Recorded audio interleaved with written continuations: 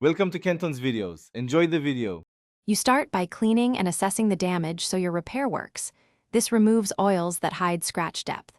Once clean, determine if the mark is a surface scuff or a deep gouge. This dictates materials and pressure. Use a pencil eraser on light scuffs to lift residue and apply stainless cleaner along the grain to reveal true scratch lines. Make sure to work with the grain from the first pass. That prevents creating new cross-grain marks and sets up the correct sanding approach. You now sand and blend to remove or diminish the scratch. This is where technique matters. Start with 400 grit if the scratch catches a fingernail, otherwise begin at 600, and always sand along the grain to avoid visible cross-hatching.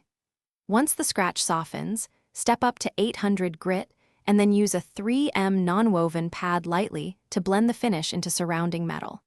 Make sure to wipe and inspect often. Polishing cream restores sheen by evening micro scratches. You finish by polishing and checking uniformity so the repair looks professional.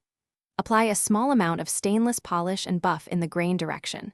Alternate light and firmer passes until the sheen matches surrounding panels. If a deep gouge remains, fill with a compatible metal repair paste, sand smooth along grain, then polish, because filler matches contour but not texture by itself. If the sheen still mismatches, resand adjacent areas lightly and repolish. That troubleshooting step evens texture and makes the repair invisible.